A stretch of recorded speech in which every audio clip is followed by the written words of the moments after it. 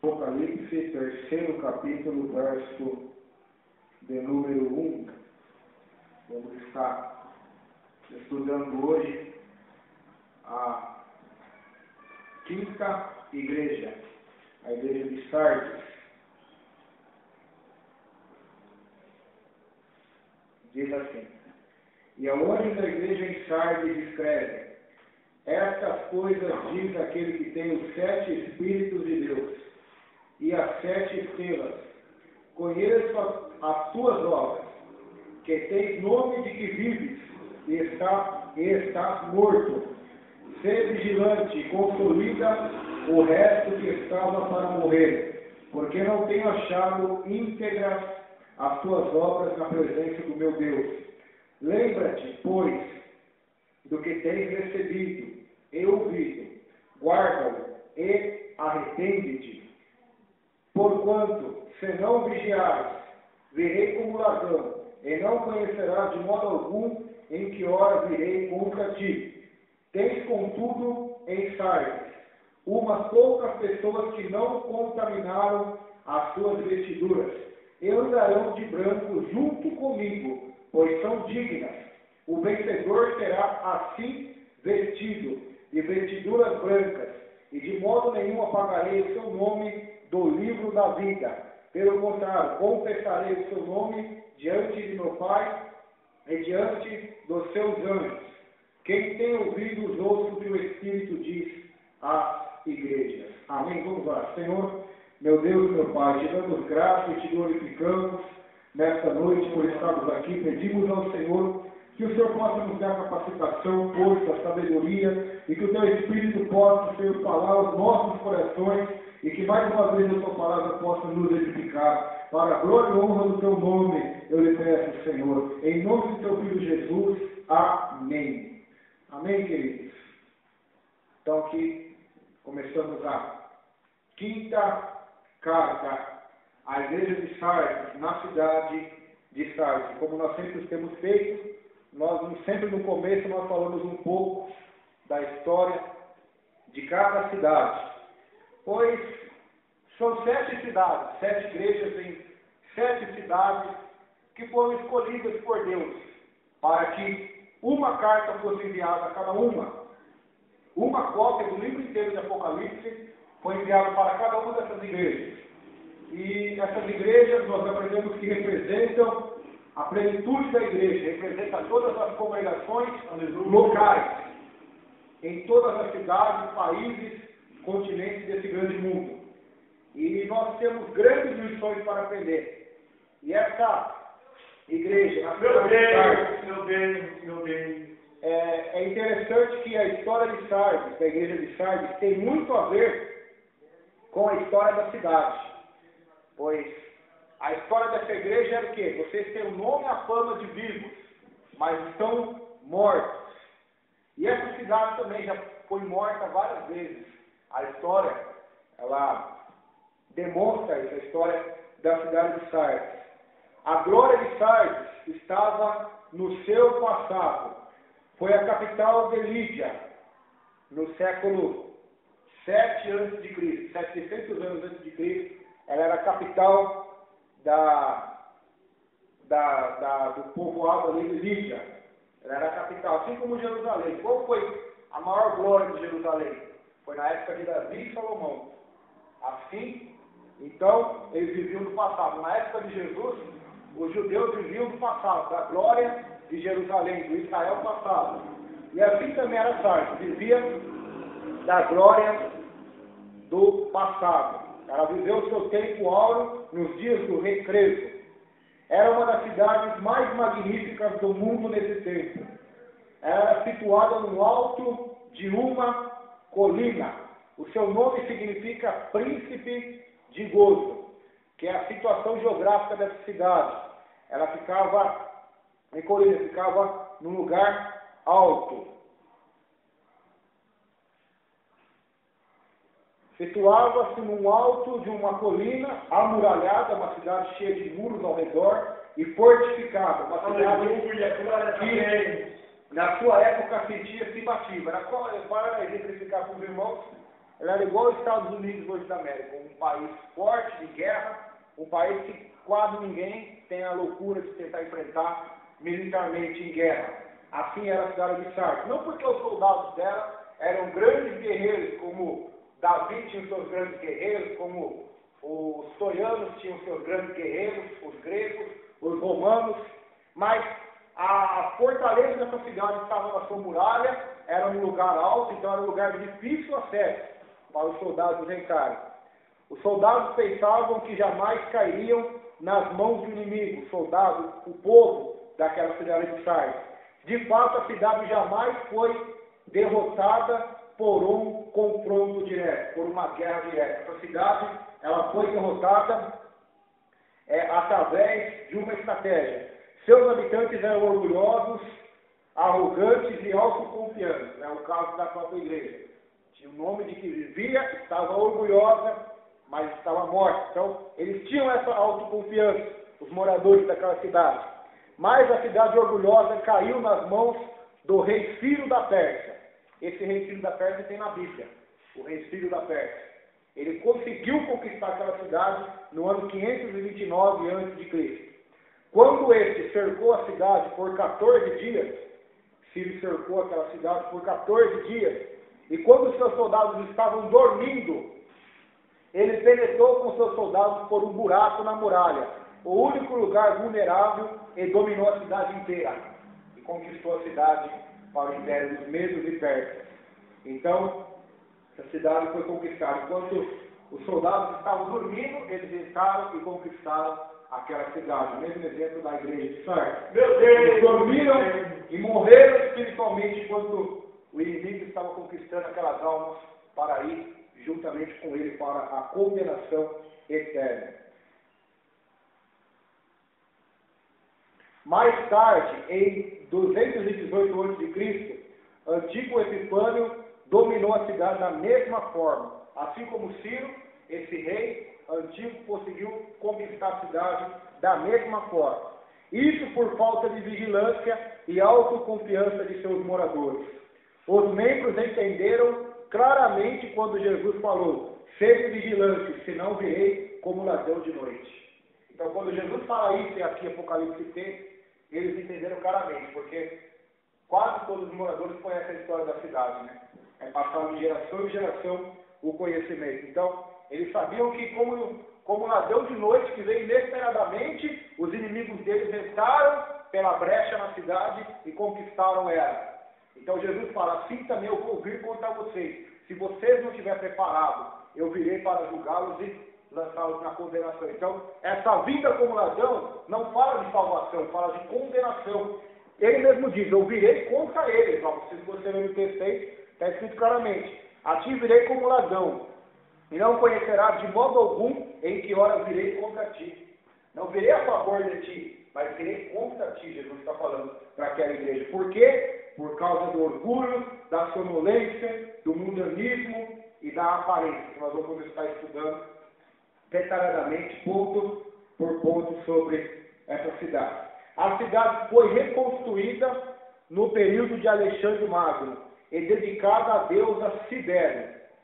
Os irmãos já viram que esse costume de dedicar o país a uma santa, a um santo, a cidade, já vem desde aquela época.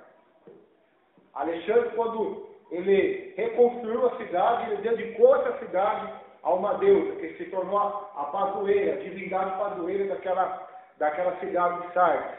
Essa divindade padroeira era acreditada com o poder especial de restaurar vida aos mortos, de dar vida aos mortos. Olha só que interessante.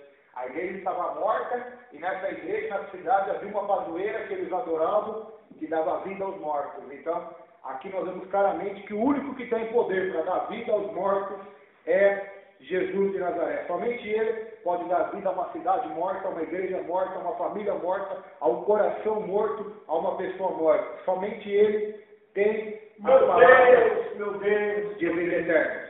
Agora, depois de Cristo, depois que Cristo nasceu, no ano 17 depois de Cristo, Sardes foi parcialmente destruída por um terremoto. Mais uma vez ela morre, foi parcialmente destruída. Porque nós vemos que tem cidades que têm preparo para terremoto. Como hoje no Japão, se dá terremoto ali, o prédio chega a virar acima do quebra. Por quê? Porque eles já são feitos para aguentar terremoto. Aqui no Brasil, pelo contrário, se dá um terremoto aqui, cai tudo, porque não tem preparação nenhuma. Enquanto imagina naquela época, eles não tinham preparação nenhuma para lidar com uma catástrofe natural. Então esse terremoto acabou parcialmente, não destruiu totalmente, mas grande parte da cidade foi quebrada, caiu abaixo. No ano 17 depois de Cristo. Depois ela foi reconstruída pelo imperador Tibério, pelo imperador de Roma, Tibério. A cidade tornou-se famosa pelo alto grau de imoralidade e a decadência que a dominou. Os irmãos lembram de Corinto? Uma cidade cheia de prostituição, onde Paulo foi ali e pregou o evangelho. E ali havia pecados terríveis naquela igreja. Se você ler 1 Coríntios 5, próprio pai se relacionando com filhas, meios irmãos, era uma bagunça total naquela igreja, porque aquela cidade era totalmente entregue à devassidão, à prostituição e à imoralidade. Assim também era a cidade de Sardes. Ela tinha um alto índice de imoralidade, devassidão, como se fosse uma grande festa de carnaval todos os dias naquela cidade. Outra coisa que eu gostaria de ler sobre Sardes, daqui da Bíblia, olha que interessante que a Bíblia de Estudo Minha fala sobre essa cidade. Sardes, situada numa acrópole que se ergue 450 metros acima da base do vale.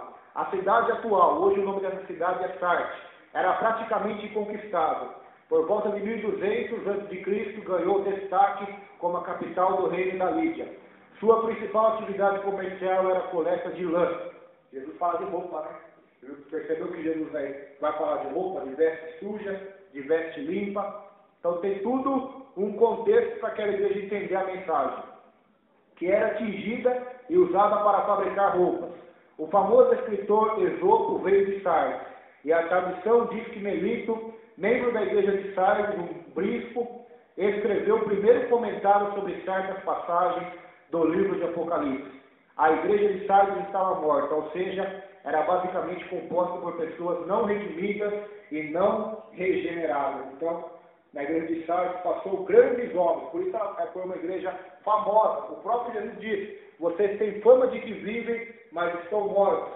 Tem este homem chamado, que eu li aqui agora, vamos ver onde ele está aqui o nome dele, Melito, foi um membro da igreja, e alguns dizem que foi também um homem ali que ele teve uma grande influência sobre aquele povo. Ele foi bispo de Sardes no século II depois de Cristo.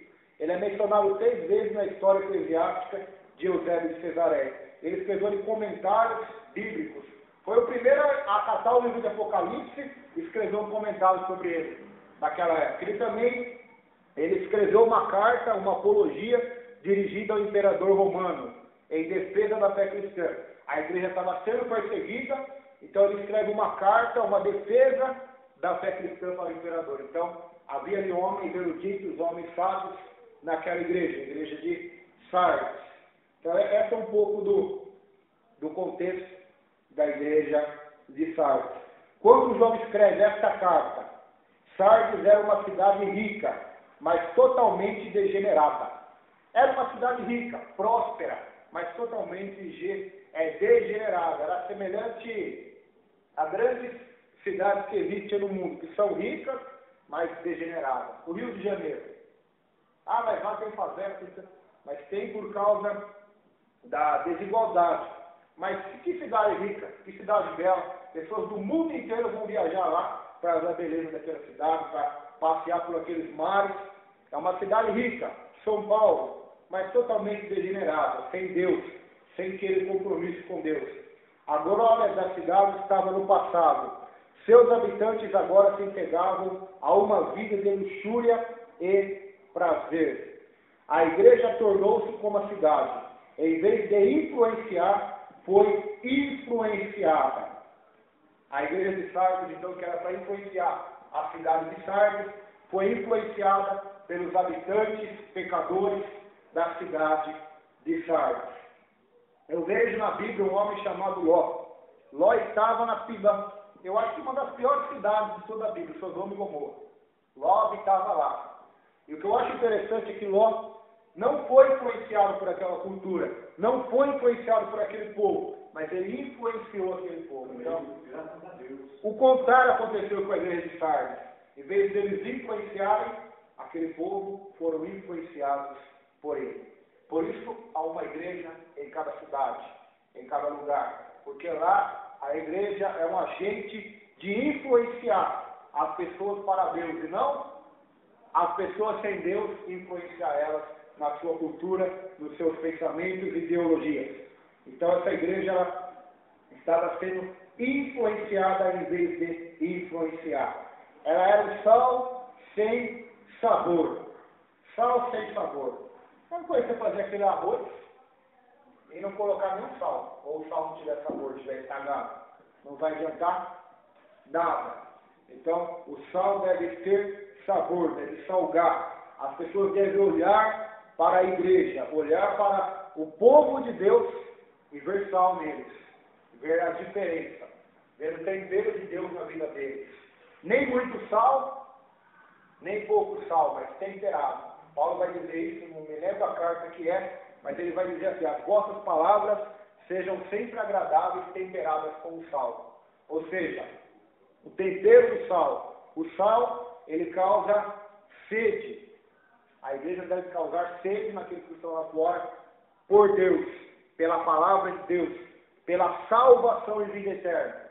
O sal, ele evita a decomposição, ele evita a degeneração, ele evita que os alimentos se estagnem, ele conserva por mais tempo os alimentos. O sal no mar faz com que o mar não vire um rio Tietê, não vire um rio Paraíso, aqui de São Manuel, uma água totalmente contaminada. Por quê? Porque o sal, ele é como agente químico na água, não deixa que a água entre em estado de putrefação, se apodreça.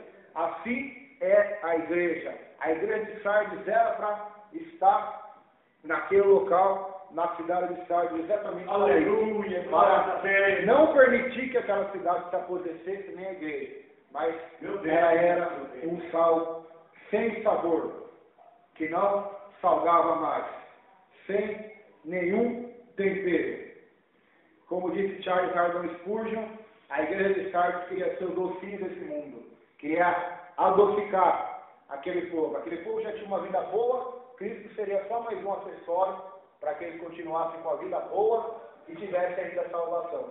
Porque é isso que o povo quer, igual a igreja de Sardes. O povo hoje quer vida boa, boa que eu falo, mesmo em pecado, eles querem vida boa. Querem salvação mesmo em pecado. Então, eles querem conforto nessa terra, querem viver só pelo reino desse mundo, pela prosperidade desse mundo, pelas glórias desse mundo, pelo sucesso familiar, profissional, financeiro, curtindo esse mundo, curtindo os entretenimentos que a televisão oferece, que os esportes, que os filmes, que as novelas oferecem, que os passeios no final de semana oferecem, mas não querem a cruz de Jesus e a salvação. Eles querem ter tudo isso que eu falei antes, mais a salvação e mais Jesus, sem ter que perder o que eles já tinham antes. Assim era a igreja de Sardes. Eles queriam Jesus e a salvação, mas não queriam abdicar, nem renunciar a vida no pecado também. Eles queriam as duas coisas. Esses são na Bíblia chamados dos hipócritas. Eles querem Deus, querem o mundo. O pastor Josemar Bessa disse o seguinte, que há os filhos de Deus e os filhos do diabo. A Bíblia deixa isso bem claro. Mas há um terceiro grupo, os hipócritas, que querem ser os dois. Querem ser filhos de Deus e filhos do diabo. Querem ser os dois, e não tem como. Ou é ou não é. A igreja de Sardes era uma candeia escondida debaixo do alqueire. Era uma luz escondida. Jesus fala em Mateus sobre a luz. Vós sois a luz do mundo e a luz não pode estar escondida, não pode estar secreta, mas deve aparecer. Daí porque ele fala, quem confessar meu nome nessa cidade de Sardes, quem me confessar, eu confessarei seu nome diante de meu Pai e diante dos seus anjos. Está no verso 5. A confissão não fala só da boca, porque só pela boca toda a igreja de Sardes confessava que Jesus Cristo era Senhor. Mas essa confissão fala de vida. A vida daquele povo de Sardes não condizia com o que eles criam nem pregavam, nem ensinavam. Por quê? Por que Jesus falou isso? Vocês, se me confessarem diante dos homens, eu confessarei vocês diante de meu Pai, diante dos seus anjos. Então a palavra confessar fala de atitudes. Aqueles que andam de acordo com a palavra de Deus. Andam de uma maneira que eles não estão negando nem escandalizando o nome de Jesus. Mas a vida deles confessa que Jesus é Senhor da vida deles. O lábio deles confessa, os pés, as mãos, o pensamento, o coração, no trabalho, na rua, na casa, confessa que Jesus é Senhor. Por isso, Jesus ele promete que vai se alegrar em confessar o nome desse crente para todos os céus, para todos os anjos e diante do seu Pai Celestial. Mas a igreja de Sardes não. Por causa do mundo, das influências mundanas, eles tinham vergonha de confessar sua vida cristã, talvez no trabalho, talvez na sociedade pecaminosa naquela época. Eles eram os crentes agentes secretos, à luz escondida. Ninguém sabia que eles eram crentes, ninguém sabia que eles eram cristãos, pois eles eram um crente que não demonstrava ser o que era. Eles tinham performance, eles tinham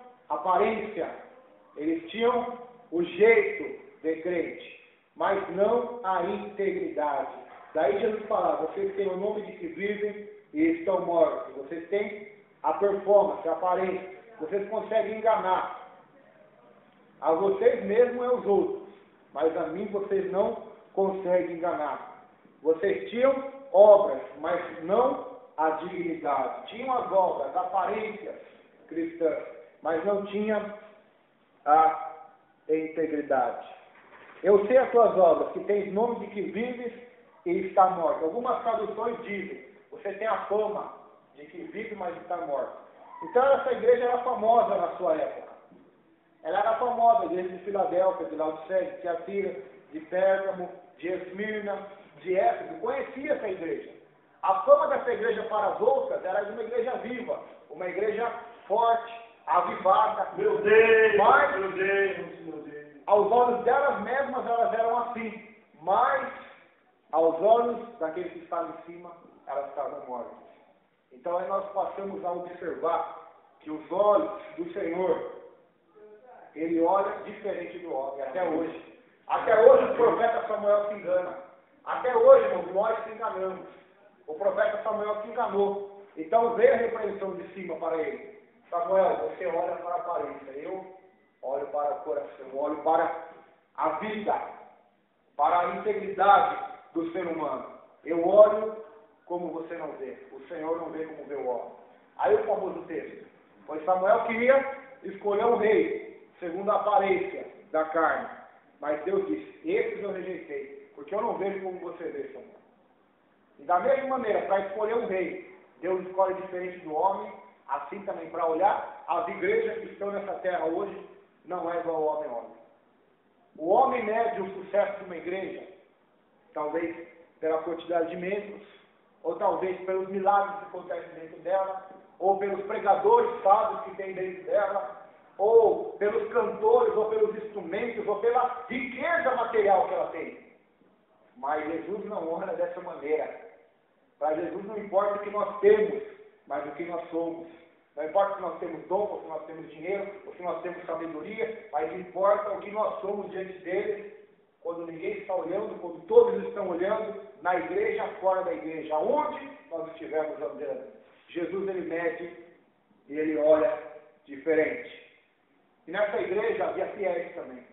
Tem os infiéis e os infiéis, como eu tenho falado em todas as pregações, na igreja de Sardes não é a exceção. Havia os mortos, os zumbis que achavam que estavam vivos, mas havia também os que eram dignos, que o próprio Jesus fala no verso 4, umas poucas pessoas que estão dentro dela, que não contaminaram suas vestiduras. Então, existiam os fiéis. Então, sempre não há desculpas, irmãos. Mais uma vez eu falo, como eu falei quarta-feira, não há desculpa para dizermos não vamos na igreja, porque são aqueles que estão ali estão mortos, aqueles que estão ali estão na doutrina de Jezabel. Não há desculpa. Quem quer ser crente, quem quer Jesus, jamais vai se deixar manipular ou influenciar tanto pelos desviados dentro da igreja, ou pelos mundanos fora da igreja. Pois ele é o sal da terra, ele é a luz do mundo. Jesus envia uma mensagem revelando a necessidade imperativa de um reavivamento para a igreja. O que é um reavivamento? A palavra avivamento vem da palavra avivar, dar vida àquilo que está morto. Esse é o significado da palavra avivamento. E essa igreja, a igreja de Tiatira, precisava de um grande avivamento. O profeta Abacuque, olha o que ele vai dizer. Abacuque, se você quiser acompanhar aí, 3º capítulo, é um texto conhecido. Olha o clamor do profeta pelo povo. Oração do profeta Abacuque sob a forma de canto. Tenho ouvido, ó Senhor, as tuas declarações, ou a tua palavra, como algumas traduções dizem. E me sinto alarmado e tenho temido. Aviva a tua obra, ó Senhor, no decorrer dos anos. E no decurso dos anos, ou no meio dos anos, faz-a conhecida. Na tua ira, lembra-te da misericórdia. Então o profeta aqui ele clama por Israel para que haja um avivamento, para que haja uma transformação, porque aquele povo estava morto e precisava que Deus avivasse eles com a vida celestial do Espírito Santo, com o poder do Espírito Santo. Assim estava também a igreja de Sardes. Só que eles não sabiam disso, eles não tinham consciência disso. Para eles eram avivados, mas para Jesus eles estavam mortos espiritualmente. Então Jesus envia essa mensagem revelando para a igreja a necessidade de um reavivamento. Um avivamento. Um mover do Espírito Santo que vai trazer vida com abundância para a igreja, que vai trazer vida eterna, que vai trazer o poder, a virtude do Espírito Santo para transformar pecadores em santos. Uma atmosfera espiritual sintética substituía o Espírito Santo na igreja de Sardes. Uma atmosfera espiritual sintética substituía o Espírito Santo. Então ali havia toda uma liturgia naquela igreja. E note que nessa igreja não há heresias. Jesus não fala de heresias sobre ela. Não fala. Não tem doutrina de Balaão na igreja de Sardes. Não tem a doutrina dos Nicolaítas. Não tem a falsa profetisa Jezabel, que enganava e conduzia os servos à imoralidade. Não tinha esse ataque satânico de dentro para fora. E também não tinha perseguição, como foi o caso da igreja de Esmirna, que era perseguida. E Jesus fala para ela, sejam fiéis até a morte, e darei a vocês a coroa da vida eterna. Então não tinha perseguição implacável. Também não tinha heresias de dentro. O problema da igreja de Sardes, sabe qual era? O pecado, o mundanismo que estava no coração dela. Esse era o principal problema da igreja de Sardes. Os cultos dele eram maravilhosos, pareciam vivos. Tinha liturgia, tinha louvor. Quem sabe não tinha profecia também, não tinha revelação, não tinha línguas estranhas, não tinha milagres, não tinha uma boa pregação, os louvores bons, mas nada disso pode substituir a presença do Espírito Santo de Deus. Amém. Não, nem a formalidade, nem o ritualismo, nada consegue substituir a presença bendita do Espírito de Deus nas nossas vidas. Então ela tinha uma atmosfera espiritual sintética, que causava nela uma fama. Quem ia na igreja de Sardes, por exemplo, se algum crente da igreja de Filadélfia ou de Tiatira pegasse seu cavalo e fosse viajar e passasse por essa cidade e resolvesse, vamos lá cultuar com nossos irmãos, vamos lá na igreja de Sardes, vamos cultuar com nossos irmãos. Eles chegavam ali, eles realmente se admiravam, eles saíam admirados daquele culto, dizendo, olha, realmente essa é uma igreja de Deus, é uma igreja viva, é uma igreja avivada, poderosa. E não é o que acontece hoje, irmãos. O que os pregadores dizem hoje no Brasil? Que o Brasil está sofrendo um avivamento, não é? Será que estamos sendo igual os crentes de Sardes? Será que a nação inteira está cega, igual estava a igreja de Sardes? nos primeiros 100 anos depois de Cristo. Nós achamos que estamos vivos, que temos a fama. Nos outros países, a fama do Brasil é grande sobre cristianismo, igreja evangélica. É uma fama de que está vivo, de que a igreja está em crescimento, tem dinheiro de sobra, programas na rádio, na televisão, na internet, e muitos membros, pessoas famosas se convertendo, entre aspas, pois muitos não estão e muitos estão. Aí é somente o Senhor e a palavra que irá julgar cada um, mas essa fama de vivo e morto já vem desde aquela época.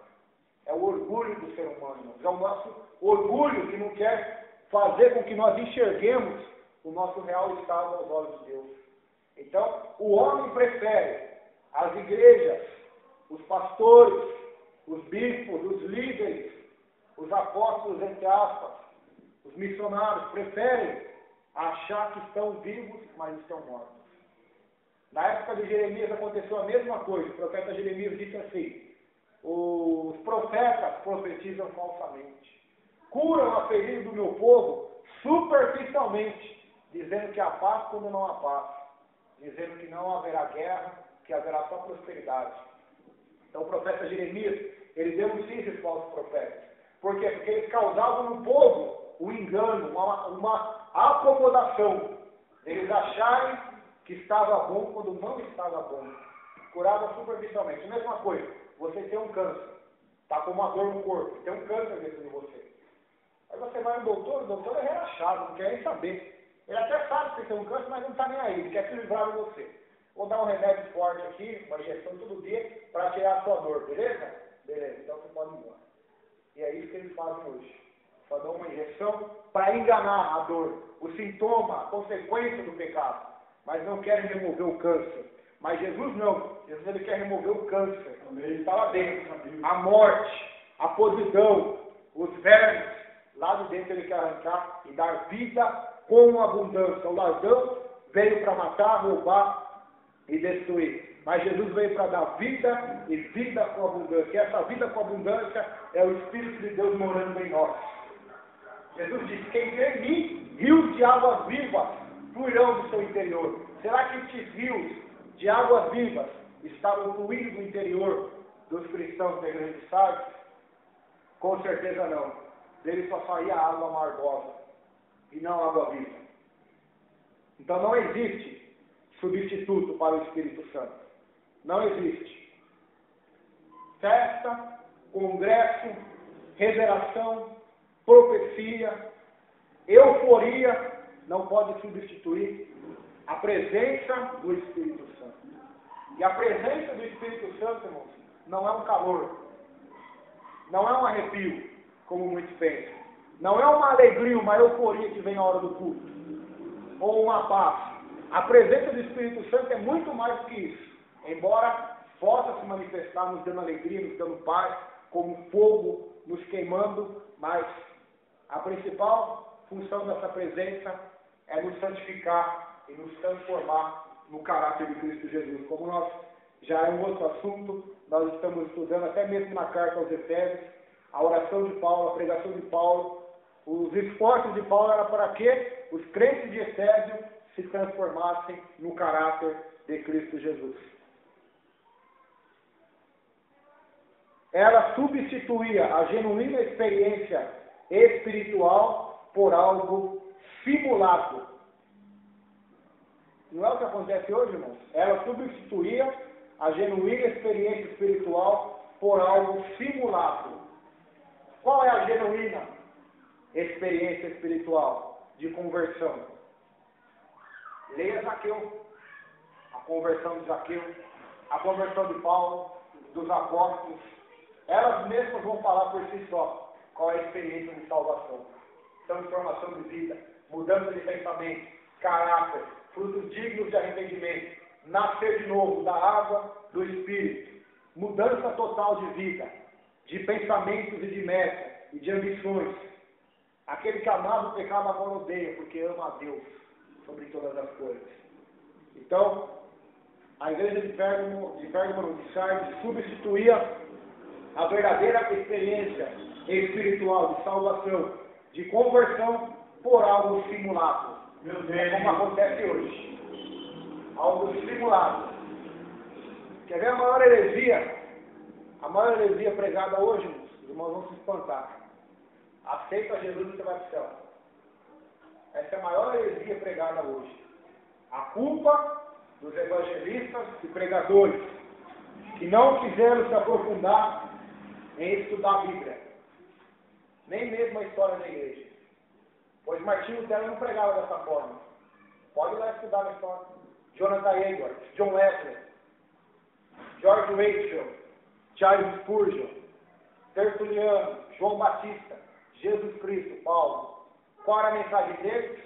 Arrependei-vos e crede no Evangelho. Eu já preguei sobre isso aqui, sobre a pregação dos homens de Deus.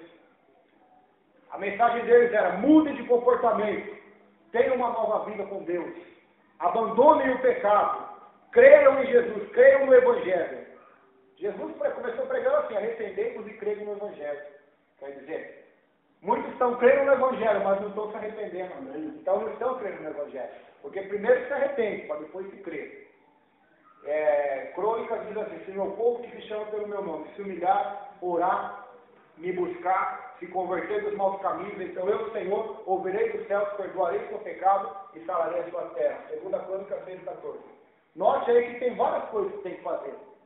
E muitos até fazem, muitos oram, muitos se humilham, muitos buscam. Mas a última que está o problema: não querem se converter dos maus caminhos. Por isso estão mortos. A oração não é ouvida do céu, eles não são sarados das enfermidades espirituais, da morte espiritual, e não têm a vida eterna. A sua terra, a sua vida, que não é sarada. Por quê? Porque não há genuíno arrependimento, genuína conversão. Então a maior heresia é essa. A igreja está famosa, está crescendo por quê? Porque as conversões são simuladas. A mesma coisa que aconteceu na Inquisição Católica. Você chegava com dinheiro ali, dava o dinheiro para o bispo, para o cardeal, ele declarava papalmente: seu marido, você, seu pai que já morreu, estão salvos.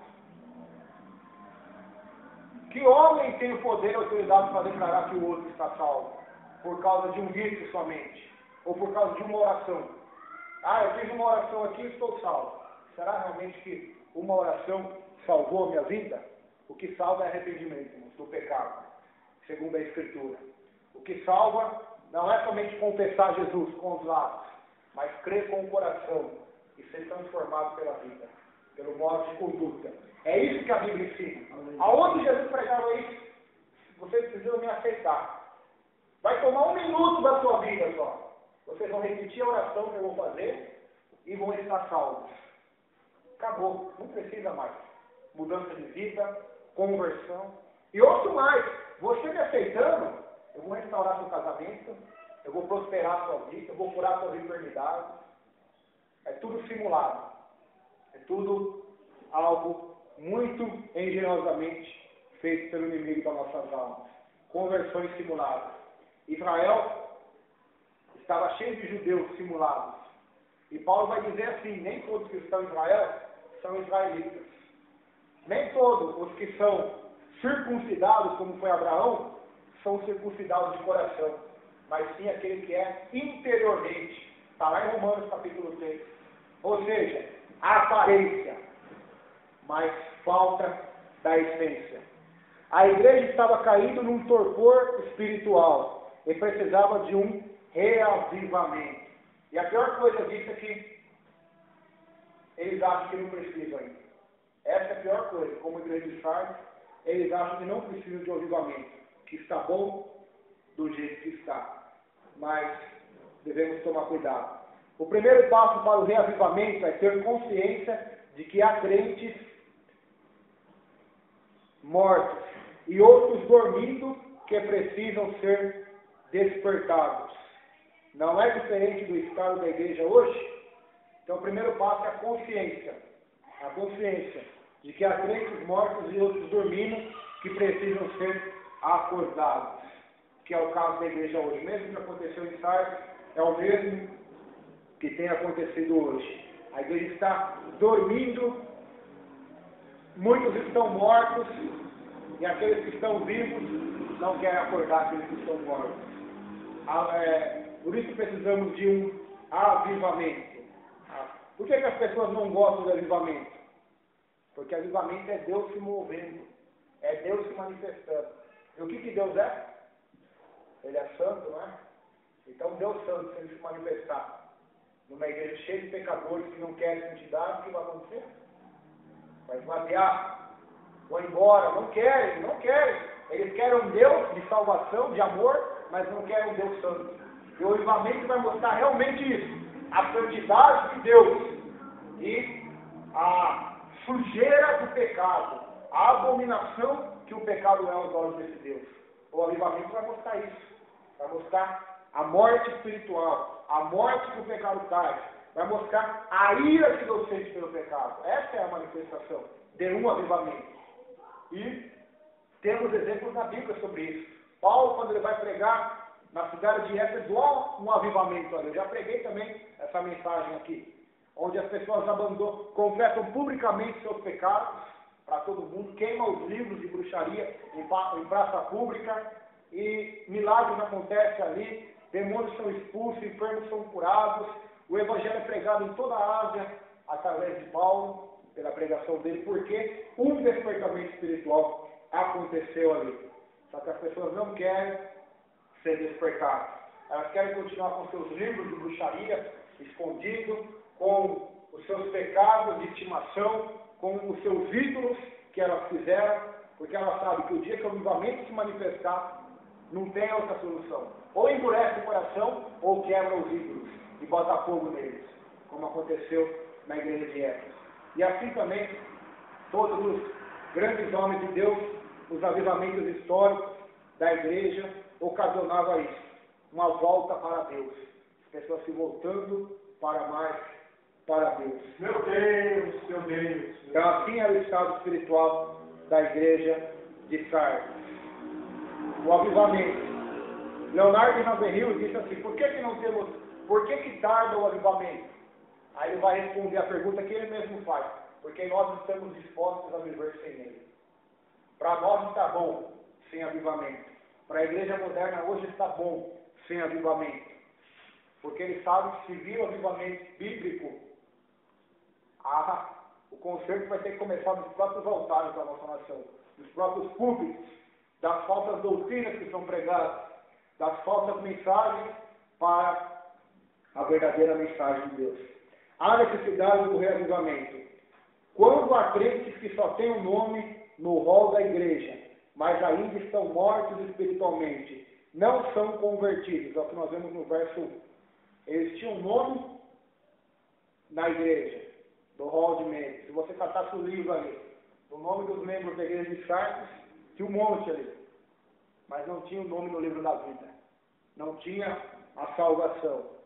Então, a necessidade de um reavivamento precisa, por quê? Porque há muitos crentes que só têm um nome no rol da igreja, mas ainda estão mortos espiritualmente, não são convertidos. Atualmente no Brasil, são dados do IBGE, tem 40 milhões com o nome de crentes, de que vivem, de que são evangélicos, de que creem na fé protestante. Só que a maioria nem sabe o que é ser protestante, nem sabe o que é reforma protestante. Todo mundo gosta de Lutero, todo mundo ama Lutero, fala bem de Lutero, assiste filme de Martinho Lutero. A única coisa que eles conhecem de Lutero é aquelas 91 teses que ele colocou na porta da igreja ali na Alemanha. Mas nem sabe o que estava escrito naquelas teses, nem sabe pelo que Lutero lutou, contra o que ele lutou e as doutrinas bíblicas que ele defendeu. O maior combate dele contra a igreja de Roma foi a justificação. Roma pregava a justificação por obras, ele pregava justificação por fé, como Paulo ensinou em Romanos. Então esse foi o maior embate deles. Roma pregava que precisamos das Escrituras e também das tradições. Lutero pregava, precisamos somente das Escrituras. E tem outras coisas que eu poderia falar aqui. E por que a igreja não estuda isso hoje, a igreja moderna? Não estuda a reforma.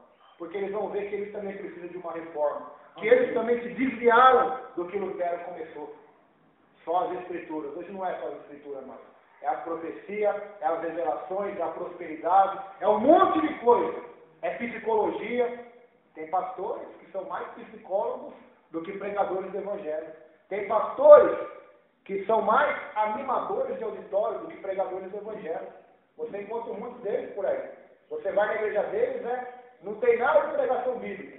É só levanta a mão, profetiza, dá a glória, mão vai vencer, Satanás já tem derrotado, é isso. E eu estou falando isso não como coisa que eu ouvi falar, coisa que eu já tenho visto e ouvido com meus próprios olhos. Por quê? Porque não querem a reforma. Por isso que eles não estudam o que os reformadores ensinaram. Calvino, o John Knox, George Miller, tantos homens de Deus aí que passaram pela história. Por que não estudam o que eles pregavam e a doutrina que eles ensinavam? Porque se estudarem, eles vão ver que eles estão cometendo o mesmo erro e que eles precisam também de uma reforma urgente nas suas vidas. A igreja de Roma pregava salvação, Jesus, Maria, boas obras, você pode ser salvo. Lutero fala, salvação, somente a graça e somente em Cristo. É a sua reforma, irmãos. Porque Lutero começou no ano de 1500 e continua até hoje. Quando ele era um padre católico que se separou da igreja católica porque conheceu a Escritura, conheceu a palavra e viu que eles estavam vivendo não era a palavra, mas era uma religião criada pelo próprio homem. Era algo modificado pelo homem para agradar o homem mesmo. Então Lutero volta à essência da palavra de Deus. Então o avivamento é isso. Reforma, voltar à essência da palavra de Deus. Coisa essa que Sardes precisava urgentemente. A igreja vivia de aparência, tinha fama de viva, dinâmica, mas morta. Não tinha falsas doutrinas, mas estava morta. Não tinha. E quantas igrejas tem hoje reformadas? Quantas batistas, presbiterianas, tradicionais? Igrejas aí que você vai ver o conhecimento bíblico deles, em pecado, heresias, eles baniram, mas está morto. Por que está morto? Porque falta amor. Abandonaram o primeiro amor. E por causa da igreja de Éfeso, estão mortas por quê? Porque falta a presença do Espírito Santo de Deus. Sem a presença do Espírito Santo de Deus, a melhor de todas as religiões de igreja se torna um cemitério, nada mais que isso. Porque é o Espírito de Deus que Jesus prometeu que vai estar conosco para nos consolar, nos renovar, nos fortalecer e nos dar virtude para ser testemunhas dele na terra. Parecia um cemitério espiritual, cultos solenes, mas são como um caixão cheio de flores. Você já foi no velório? Onde há cultos fúnebres, ou liturgias ali fúnebres. Tudo maravilhoso, até aqueles velórios de filme, aquelas pessoas tocando saxofone, violino, aquela pregação maravilhosa, mas dentro ali está algo morto. Então, é somente uma liturgia, mas morta. A igreja tinha reputação entre as pessoas, mas não diante de Deus. Tinha reputação entre as pessoas, mas não diante de Deus. Então devemos tomar cuidado.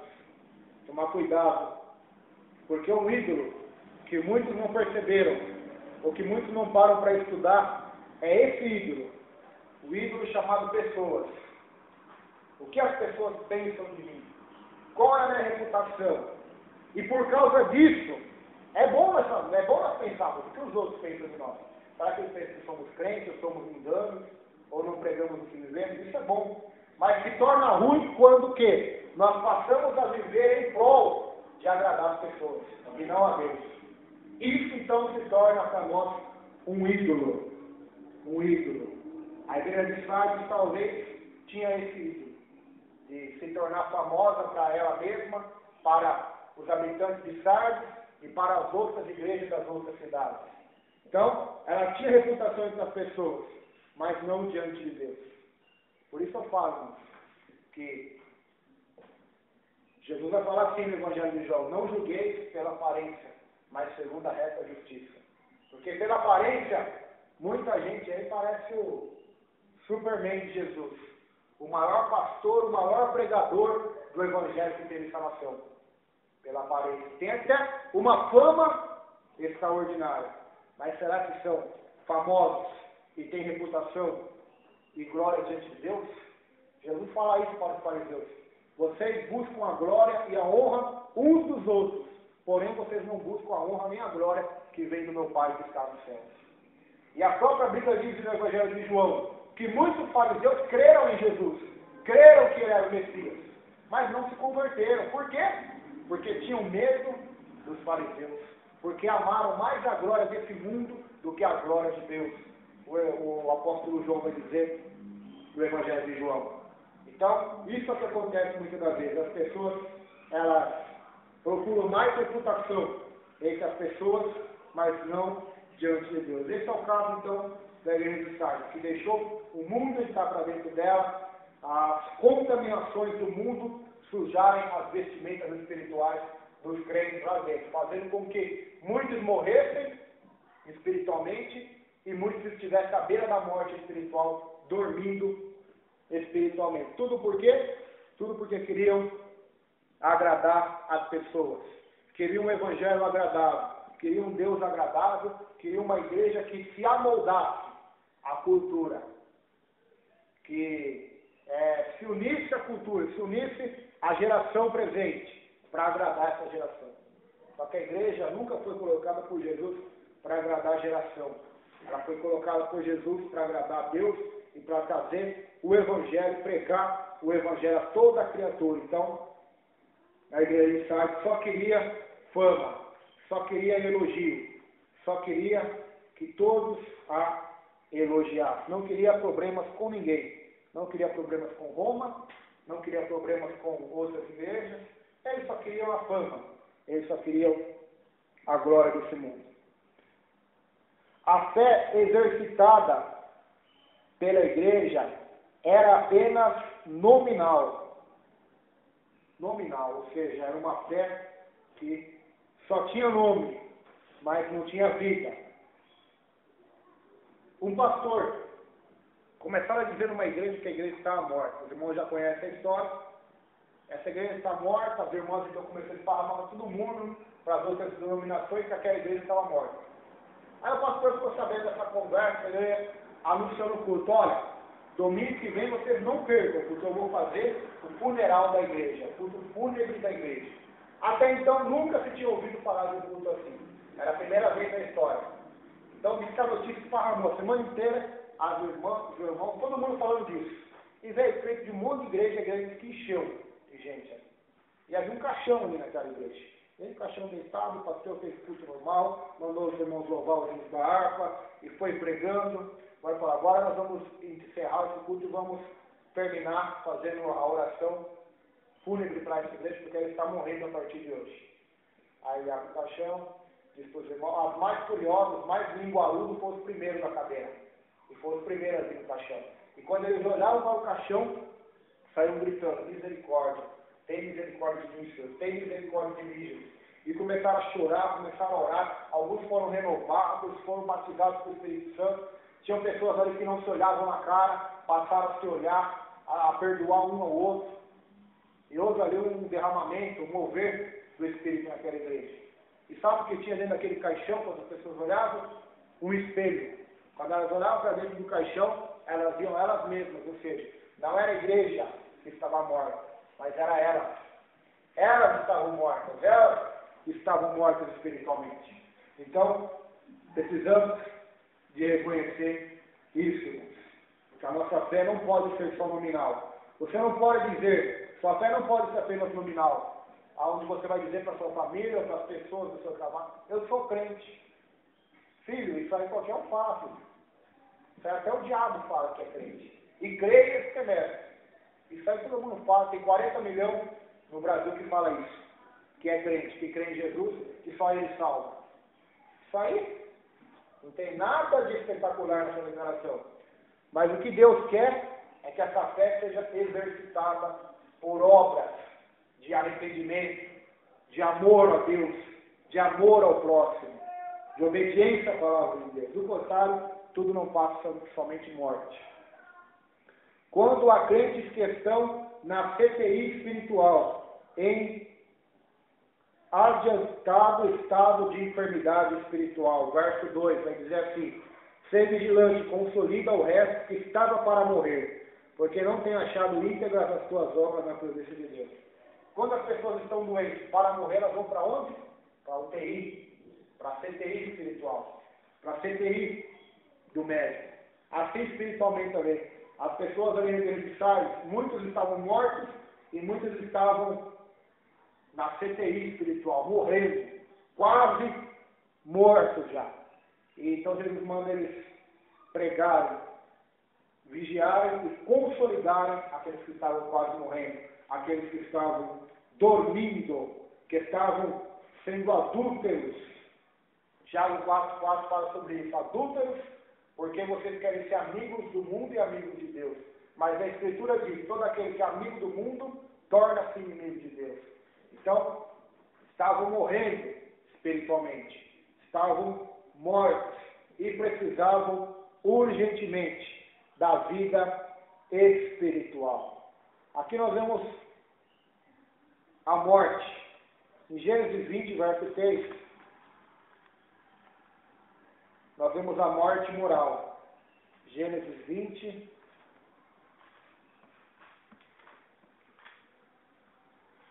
terceiro versículo.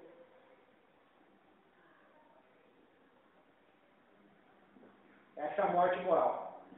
Gênesis capítulo 20, terceiro versículo.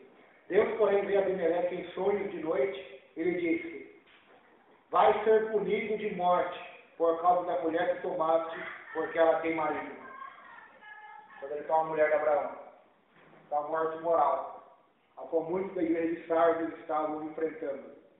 A morte por brincar com as coisas de Deus.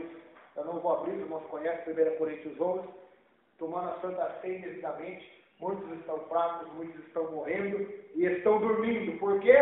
Porque não julgam mais a si mesmos, não se examinam mais, não são disciplinados mais. Então estão morrendo. E a morte espiritual. Efésios capítulo 2, verso 1. Ele vos deu vida, mesmo vocês estando mortos em delitos e pecados.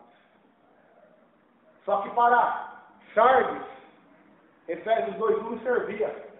Porque ele, Jesus, não havia dado vida para eles ainda. Por quê? Porque eles estavam mortos em pecados. Eles não tinham se arrependido. Jesus só passa a dar vida à criatura quando essa se enquadra no Evangelho, na palavra de Deus. Aí então ele recebe vida com abundância, a vida do Filho de Deus. Então, aquela igreja se encontrava morta, era repreendida por viver uma situação contraditória.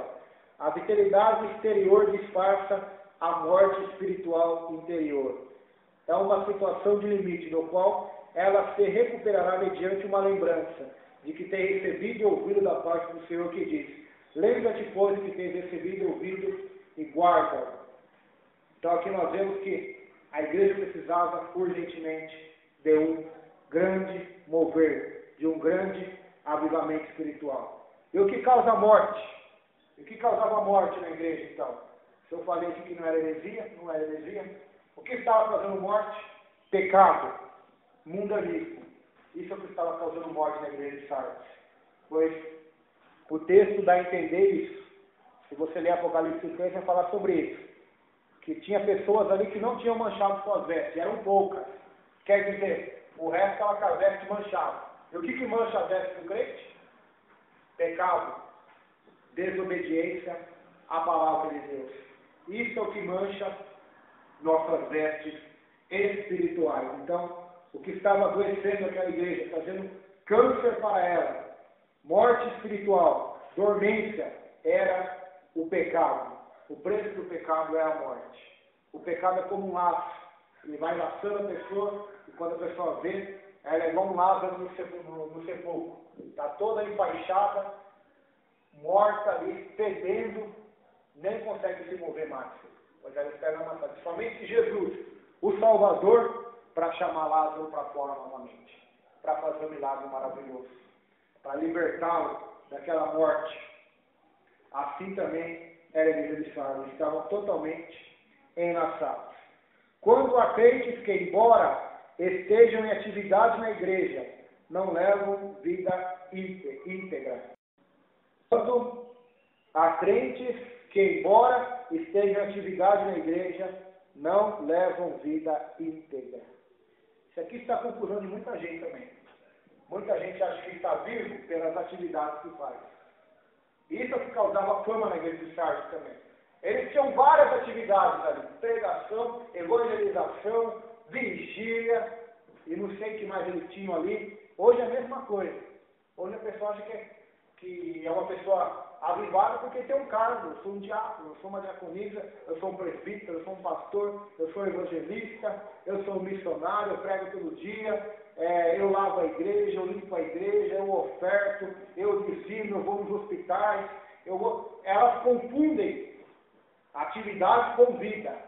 Mas vida tem mais a ver com vida íntegra do que com o que eu faço, com as minhas atividades, com o que eu faço. Que é prova bíblica, que atividade não significa nada. Embora Deus manda a gente fazer a obra dele, ter atividades, ter frutos, ter obras. Mateus 7, vocês têm atividade. Vocês expulsaram demônios, vocês fizeram milagres, vocês profetizaram em meu nome. Mas apartai-vos de mim, malditos, porque eu não vos conheço. Então atividade também não significa nada. O que significa é andar como Cristo andou. 1 João 2,6 vai dizer assim: aquele que diz estar nele, aquele que diz que está em Jesus, que é salvo, que vai para o céu, deve andar como ele andou. Quando não tem isso, não adianta ter qualquer outra coisa, não pode substituir isso. A igreja então tinha vida dupla. Vida dupla. Isaías 29, verso 13. Essa profecia de Isaías servia para eles, como serve para a nossa geração, para nós. Isaías 29, 13.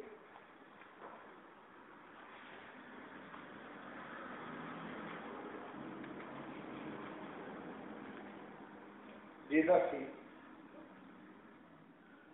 o Senhor disse: visto que este povo se aproxima de mim, e com a sua boca e com os seus lábios me honra, mas o seu coração está longe de mim, e o seu temor para comigo consiste só em mandamentos de homens, que maquinalmente aprendeu. Quer que eu fale algo hoje que acontece na igreja nominal, que precisa de um avivamento? Eles têm atividade, eles vão a Deus, eles louvam a Deus. Eles têm instrumento, eles até fazem show gospel hoje, show gospel. Eles têm um monte de atividade, congressos, pregações, conferências, seminários. Só que muitas das vezes a maioria disso é tudo em vão. Por quê? Porque o que eles estão ensinando ali, mandamentos de homens, doutrinas de homens, que maquinalmente aprenderam de um para outro. Só ensinam coisa humana, regras humanas, para fazer o povo achar que teme a Deus lá. E o seu temor para comigo consiste só em mandamentos de homens, que maquinalmente aprendeu. Então, os mandamentos de homens. É o famoso exemplo de muitas denominações que nós conhecemos, que se tornaram exclusivistas, somente elas vão para o céu, por causa da congregação, da Deus Amor, onde nós vemos que eles não se misturam com outros. E por que não? Porque eles acham que aqueles usos e costumes que eles têm entre eles, que são doutrinas que eles mesmos fizeram.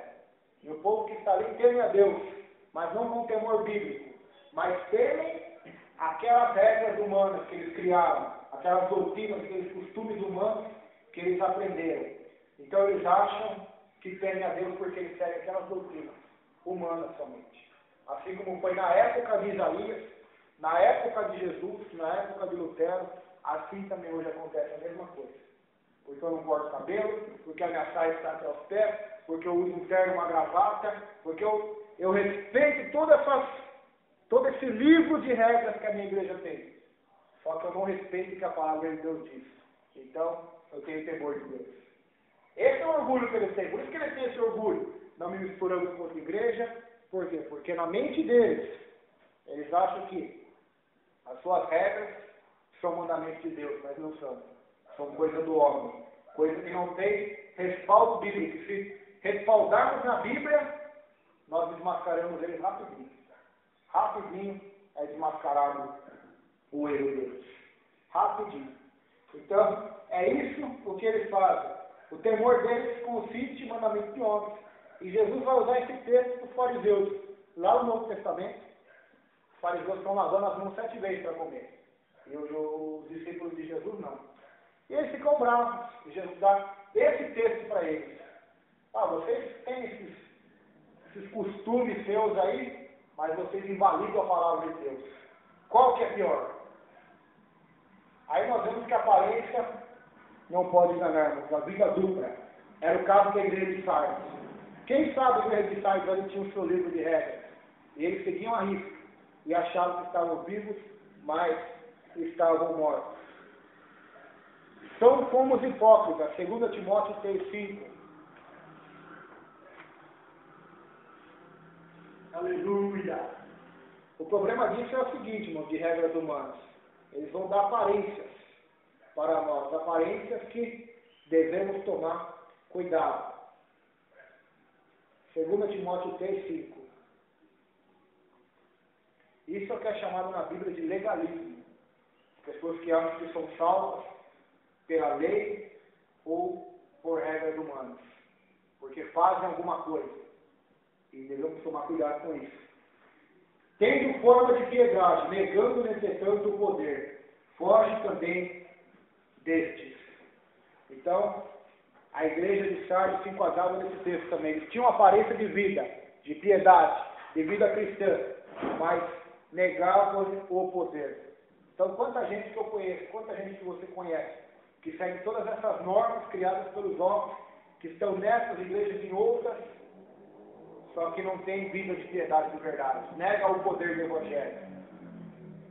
É impressionante, irmãos. Eles têm toda essa festa, se orgulham por isso, mas bebem bebida alcoólica, charcam o globo, fumam cigarro, adulteram e se fazem tantas coisas e acham que essas coisas que eles fazem não é tão grave quanto desobedecer uma regrinha que eles colocaram ali. Então, nós devemos tomar cuidado com isso, mas com a religião de aparência, com achar que somos crentes porque temos uma igreja que eu congregava, não podia pregar sem gravata. Meu Deus. Eu falo aqui que é verdade, eu nunca concordei com isso, tanto que saí de lá. Não só por causa disso, mas por muitos outros motivos. Se tiver sem a gravata, não pode pregar. Então, eu, pastor aqui, não pode nem pregar. E se nós somos pobres, então, fomos missionários, fomos lá para a África e não tivemos um terno, nós tivemos só uma roupa velha para vestir. Então, não podemos pregar mais, porque não vai ter o ritual. Então, essa religião que o homem criou, cheia de regras, se tornou um farisaísmo. A grande realidade é essa. E quem não segue isso, para eles é pecador, é herege, é sujo. Só que eles não vêem o que a Bíblia chama de sujeira. É o que realmente eles têm feito. Está vendo somente uma aparência. Por quê? Porque isso é perigosíssimo, irmãos, a aparência. Os fariseus, eles se orgulhavam porque eles tinham aparência. Seguiam a tradição dos pais, dos avós deles. Seguia tudo aquilo, a risca. Aquilo causava orgulho neles. É o que causa orgulho na maioria desse povo e dos líderes dessa igreja. A ponto deles ir na rádio e falar, essa é a igreja santa. O resto, não precisa nem falar o que é o resto. Essa é a igreja verdadeira, a igreja santa. E por que a igreja santa? Porque tem aqueles costumes e porque os paralíticos levantam e andam ali. Então, só por causa disso, quando a Escritura vai ensinar o que é uma igreja santa. Igreja santa é aquela que anda em amor, anda em obediência, em santificação diante da palavra de Deus. Essa é a igreja santa. Quem vai medir isso vai ser o Senhor, não o homem. Porque quando o Senhor olha do céu, aqueles que acham que estão vivos podem estar mortos. Aqueles que acham que estão ricos podem ser miseráveis. Aqueles que acham que são pobres são ricos. É o que Apocalipse mostra, o que nós estamos estudando no decorrer de todo esse livro. Esses crentes vivem um simulacro da fé, um faz de conta religioso. Um faz de conta, uma fantasia. Eles criam uma fantasia de fé. Eles criam essa fantasia e vão até o fim baseado nessa fantasia que eles criaram sobre eles mesmos. É como Caim. Caim criou uma fantasia de que estava fazendo uma oferta para Deus. Mas não estava. Deus não recebeu aquilo. Deus recebeu somente a oferta de Abel. E quantos criaram uma fantasia de que Deus está recebendo a sua oferta? Ele está dando a minha oferta, meu dinheiro, meu dízimo, tá bom, eu vou para o céu. Só que não sabe que o que eles estão dando é anátema, é maldito. O próprio Jesus disse, quando você for fazer alguma coisa para Deus, oferta, e oferta aqui podemos interpretar não somente como dinheiro, mas como a nossa oração, o nosso louvor. Lembra-te primeiro, se tiver alguma coisa com o teu irmão, conserta primeiro com ele, para depois entregar a tua oferta. Só que o povo não quer ouvir isso mais. O povo quer ouvir o seguinte: Deus entende o seu coração, você tem um coração bom. Mesmo que você tenha mágoa, tenha contenda, tenha ira, tenha inveja, não importa. Se você está vendo a oferta aqui, você vai receber muito mais. Tanto que um grande pastor da televisão, eu vi, tem um vídeo na internet dele, ele vai dizer isso na internet: oferte uma semente do teu aluguel e Deus vai te dar a casa própria. Será que todos que deram essa oferta receberam a casa própria? Será que somente por eu dar R$500 ou 400 ou 600, que é o preço de um aluguel, eu vou comprar a Deus para Deus me dar uma casa própria? Então devemos tomar cuidado com isso. E por que eu falo isso? Porque a Escritura condena isso, irmãos. Quer ver só como condena? Só vou mostrar para os irmãos como Deus condena esse tipo de oferta. Coríntios 9:7. Deus detesta isso, barganha. Quem quer barganhar com Deus.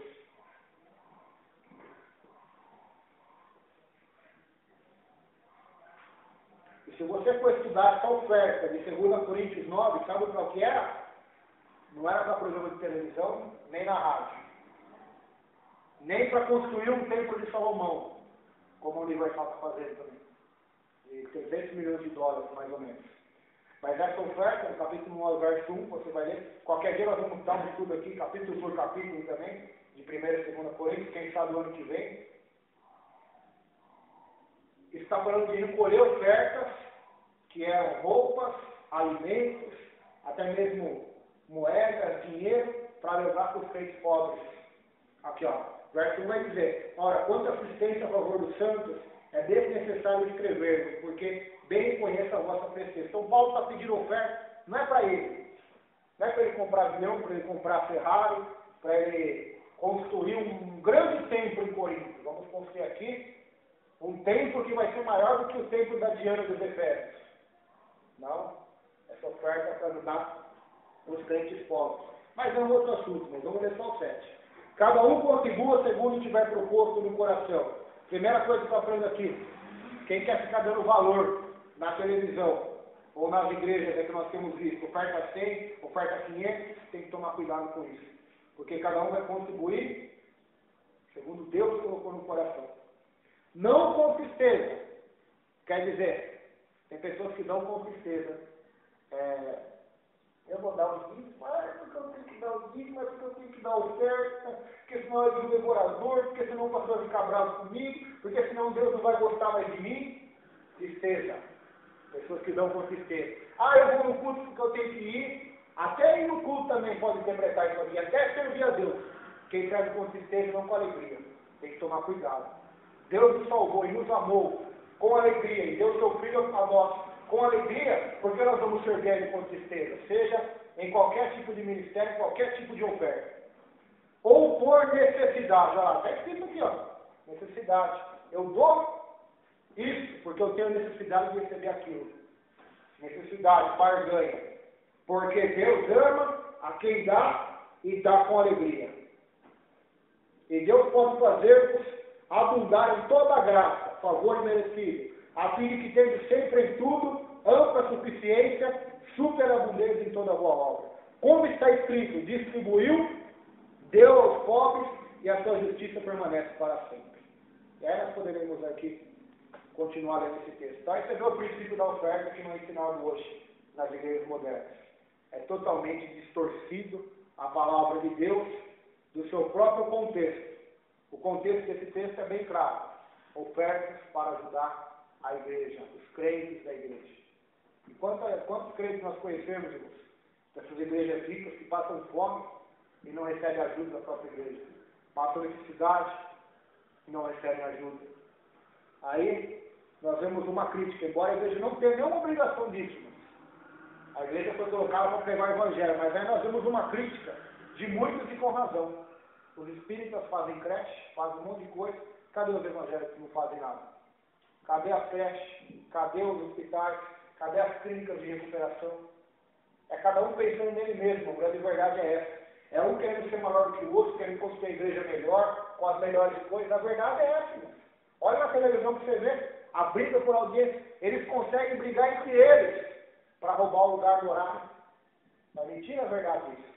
O que fizeram com o Malafaia? Acho que foi ano passado ou ano casado. Pagaram mais para tirar ele do ar.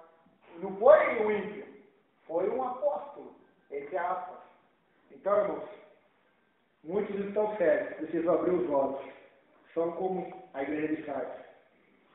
E os irmãos cristãos não falam isso com alegria, não. Falam com dor no coração. O povo na época de Isaías vivia de aparência. Ananias e Safira vivia de aparência. Vamos entregar a oferta. Vai ser um show. Todo mundo vai ver e nós vamos falar para todo mundo. Estamos dando tudo. Aí ele chega nesse texto, ele também não sabia, porque ele não é Deus. Mas o Espírito que estava nele sabia. O Espírito Santo. Então, desmascara Ananias e Safira, eles caem mortos ali. Um depois do outro fica sabendo e cai também. E a igreja de Sardes. Quando a crente se contaminando abertamente com o mundanismo. O mundanismo. Essa palavra parece que você nem vê ela sendo pregada mais. Mundanismo. Crentes mundanos. Crentes que vivem como o mundo dita a moda, dita as regras, os pensamentos, crentes mundanos. É o que está cheio hoje também. Se eu falei de veste aqui, que tem um perigo de um lado, também tem um perigo do outro lado.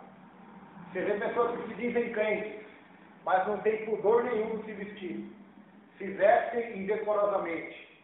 E a palavra de Deus diz em Timóteo e em Pedro, para as mulheres, sempre para as mulheres, percebeu que é sempre para as mulheres? Mas serve para o homem também. Para o homem e para a mulher se vestir com pudor e com decência. Sem sensualidade. Pois, em outro texto, Paulo vai dizer que a sensualidade é uma obra da carne, a lascívia, que está em Gálatas. Então, pessoas que se vestem sensualmente.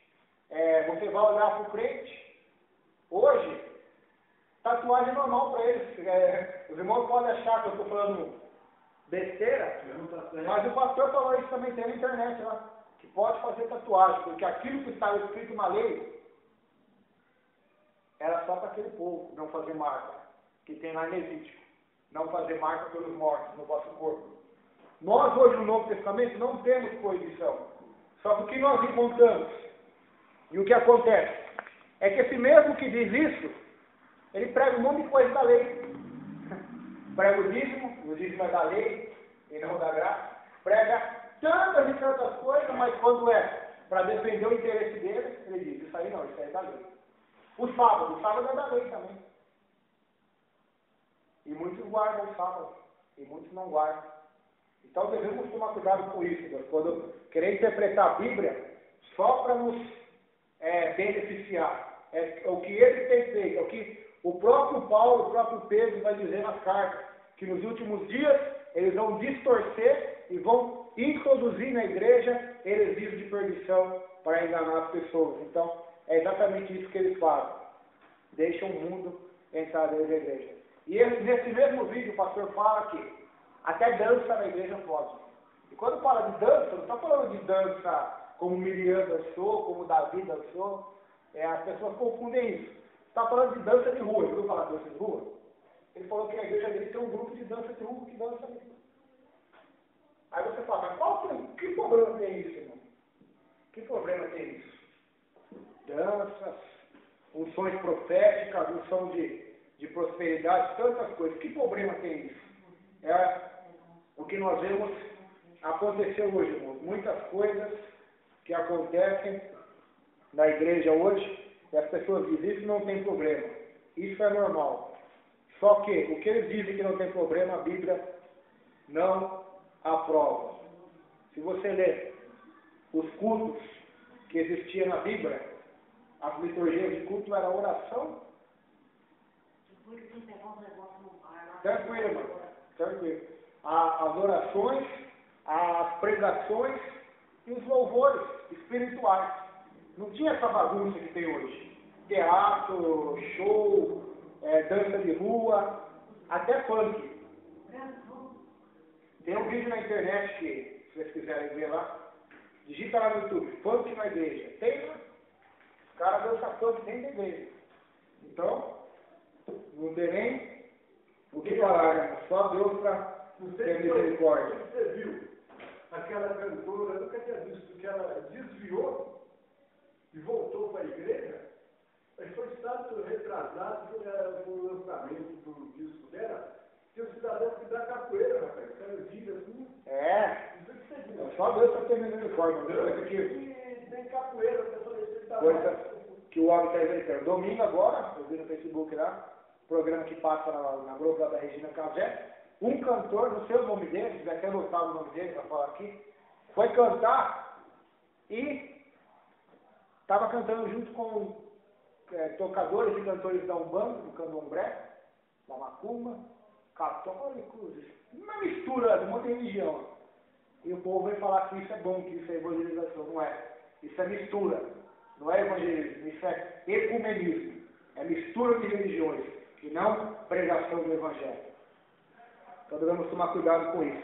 A causa da morte da igreja de Sardes era mundanismo e não perseguição e heresia. Essa era a causa que estava matando a igreja de Sardes. Aí não era heresia, não era perseguição, era o mundanismo, o que está acontecendo no Brasil. Viviam uma vida moralmente frouxa. Exemplo, Sansão. Sansão aqui pode representar a igreja de Sardes. Lê a história de Sansão, é a história da igreja de Sardes. Lê a história de Daniel, é a história da igreja de Filadélfia e de Esmirna. Homem fiel, homem que estava na Babilônia e não se corrompeu. Não deixou ser levado pela cultura e pelo pensamento ao seu redor, mas ficou fiel a Deus e não se contaminou com os manjares do rei da Babilônia. Os imperativos para o reavivamento. Nós vemos aí no texto. Jesus vai falar algumas coisas, 5 coisas para a igreja. Seja vigilante, fortaleça ou consolida o que resta, lembre-se, obedeça e arrepende-se. São 5 ordens para que haja um reavivamento. Sintetizamos esses imperativos em 6 aspectos básicos. Uma volta urgente à palavra de Deus. Ser vigilante, estar armado, para se voltar à palavra de Deus, se voltar à Escritura. Quando uma igreja experimenta o reavivamento, ela tem fome pela palavra. Essa é a maior característica do avivamento. Fome pela Bíblia. Não é por pregação, é por aprender a Bíblia, aprender a palavra. Agora você pergunta para mim, a igreja brasileira hoje tem fome disso? Vai nos cultos de ensino, se é que algumas igrejas nem têm isso mais. Ninguém mais quer aprender a palavra, não quer aprender mais a Bíblia. Então o que acontece no Brasil não é um avivamento, mas é um grande engano do inimigo para levar multidões e milhões de pessoas à condenação eterna.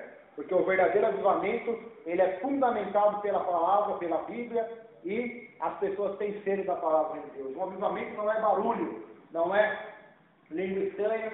Outra coisa que eu esqueci de falar, lembrei agora. Hoje, no Brasil, no ramo pentecostal que nós somos, sabe o que a igreja virou para muitos? Barulho. É barulho, eu já preguei numa igreja assim também. Quando a igreja tinha muito barulho, o pastor terminava o culto falando, hoje nós ficou uma vez. O poder de Deus aqui se manifestou. Quando a igreja estava quieta, no silêncio, sem dar muito glória, aleluia. O culto estava frio, né? Uma geladeira. Então isso é que está na mente da pessoa. Igreja viva, culto vivo, culto de poder é que tem muito barulho. Sem barulho está morto. É uma geladeira. Até mesmo o pastor Marcos Feliciano, não sei se ele continua nesse ramo ainda, mas a pregação dele você vai entender claramente isso. E muitas igrejas da Assembleia de Deus, Brasil para Cristo, qual fazer parte, muitas defendem isso, que muito barulho é que tem muito poder. Pouco barulho, pouco poder. Até mesmo de Deus missionários. Você vai olhar para lá e vai entender que aqueles que estão rodapiando, pulando, caindo no chão, é os que estão cheios de poder. Aqueles que estão quietos são os que estão mortos. Mas e Jesus quando olha do céu? Ele pode dizer assim, vocês estão fazendo aí um show, estão dançando, estão pulando, mas muitos de vocês estão vivos, muitos que fazem isso, estão com o poder de Deus, sim, não estou dizendo isso, mas muitos só estão fazendo aquilo para enganar a si próprios, achando que estão cheios de poder, quando na verdade estão vazios, ocos de poder. Então devemos tomar cuidado. A igreja tradicional é taxada como morta, porque não faz barulho. A igreja pentecostal é taxada como viva, porque faz barulho. Tanto as duas opiniões estão erradas. Porque há tradicionais que estão mortos e há tradicionais que estão vivos. E há pentecostais que estão mortos e há pentecostais que estão vivos. Depende de quem está olhando. Se é o homem, a ótica é uma coisa. Se é Jesus que está avaliando, ele enxerga de uma maneira diferente. Então nós vemos uma falta de sede da palavra. E esses mesmos ditos cujos que gostam de pular, de dançar, de profetizar, a maioria deles não conhece nada de Bíblia. Nada. Vai conversar com eles para você ver. Não conhece nada. Vai conversar com essas profetias de igreja que tem por aí. Fica só profetizando, mas não conhece nada da Bíblia. Que profetas são esses? Que profecias são essas? Será que vai sair de uma pessoa dessa? Será que vai sair profecias divinas de Deus ou coisa do homem? Profecias respaldadas na Bíblia, porque eu acho que todos aqueles que ficam com essa mania de querer profetizar, primeiramente deveriam conhecer profundamente a Bíblia, para querer saber o que é profecia e ela deve estar baseada na Bíblia, porque nenhuma profecia está acima desse livro. A Bíblia é a profecia autêntica e maior. E todas as demais profecias, revelações, visões e sonhos devem estar embasados na Bíblia. Se não tiver, não é de Deus. A grande realidade é essa. Então, é o que nós vemos acontecer. Uma volta à vigilância espiritual. Sardes caiu porque não vigiou. Não vigiaram. Eles precisavam vigiar. E não vigiaram. Então, Jesus manda eles vigiarem, estarem alertas. Como a cidade de Sardes, eu disse para os irmãos, tinha muro, naqueles muros ficavam vigiando. Lembra que eu falei no comecinho que eles invadiram, por quê? Porque eles dormiram. Aí o inimigo invadiu o território deles e conquistou a cidade deles. Assim espiritualmente estava acontecendo. Eles estavam dormindo, não estavam vigiando, não estavam fortalecendo os muros como Neemias, não estavam orando, não estavam jejuando, não estavam lendo a Bíblia, não estavam se santificando. O que aconteceu? O rei Ciro, que representa o diabo, o antigo Epifano, que representa os demônios também, entraram pela brecha e conquistaram a cidade inteira. A igreja inteira começou a ficar morta e morrendo. Foi a mesma coisa, irmão, a mesma coisa. E era uma cidade famosa, era uma igreja famosa, mas estava morta e a cidade estava morrendo em pecado. Então, aí nós vemos a semelhança e o porquê que cada vez que nós vamos estudar uma carta a uma igreja, primeiro nós damos uma introdução para os irmãos entenderem o que Jesus realmente quis dizer para aquela igreja. Precisava estar vigilante contra as ciladas de Satanás, tentação e pecado. Vigiar. Orar é bom? É essencial. Vigiar é mais essencial do que orar ainda. Porque primeiramente estar vigiado, depois orar. Não adianta nada nós orarmos 24 horas e não vigiarmos.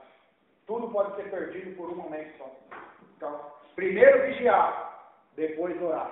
Vigiai e orai. Quando Jesus fala no final dos tempos, ele vai dizer em Lucas: olhai, vigiai e orai. Observai os sinais, vigiai, porque está próximo a minha vida, e orai. Orai para estar preparado, para estar se santificando, para estar tendo um relacionamento comigo. Então, Tudo é importante, olhar, analisar, observar, julgar, vigiar, estar alerta e estar em oração, clamando a Deus. Todos são importantes. E quando falta alguma dessas coisas, nós temos que tomar cuidado. Jesus manda eles se lembrarem da palavra de Deus. Lembra-te do teu Criador, Salomão disse para os jovens. Alguns membros estavam sonolentos e não mortos. Efésios 5,14, olha o que vai dizer, irmãos. Logo nós chegamos lá. Segunda-feira que vem nós acabamos o capítulo 4 e já vamos para o 5. Efésios 5,14 diz assim: pelo que diz, desperta, ó tu que dormes, levanta-te dentre os mortos, e Cristo te iluminará. Então, a igreja de Sardes precisava desse versículo, se despertar, se levantar dentre os mortos, para ser iluminada por Cristo Jesus. Estavam sonolentos. Olha o trabalho dos fiéis agora. Os fiéis aqui representam os pregadores, os irmãos que oram, os irmãos que pregam, as irmãs, todos que fazem a obra de Deus, representam isso aqui. Os fiéis precisam fortalecer os que estavam com o pé na cova e arrancar aqueles que se contaminaram com o mundo. É o que nós lemos aqui em Apocalipse. Olha lá. Jesus vai dizer para eles: ser vigilante e consolida o resto que estava para morrer. Fortalece o resto que estava para morrer. Prega a palavra para eles. Fala do evangelho para eles. Tira eles do mundo. Judas vai dizer isso. Eu vou ler rapidamente aqui. Judas diz assim: e compadecei-vos, no verso 22 e 23, compadecei-vos de alguns que estão na dúvida, salvai-os, arrebatando-os do fogo. Quanto a outros, sejam também compassivos em temor, detestando até a roupa contaminada pela carne, pelo pecado. Então, Judas, assim como o próprio Jesus, estão falando para a igreja: arrebatai aqueles que estão indo para o fogo eterno, salvai, pregai para eles, orai por eles, exortai eles, aconselhai eles, falai com eles, para que eles vivam, para que eles acordem, sejam um instrumento de Deus. Então nós aprendemos aqui que o crente, que o pregador, ele é um despertador de Jesus Cristo. A mensagem de pregações dele, embora muitos não vão crer, não vão aceitar, muitos vão ser despertados também.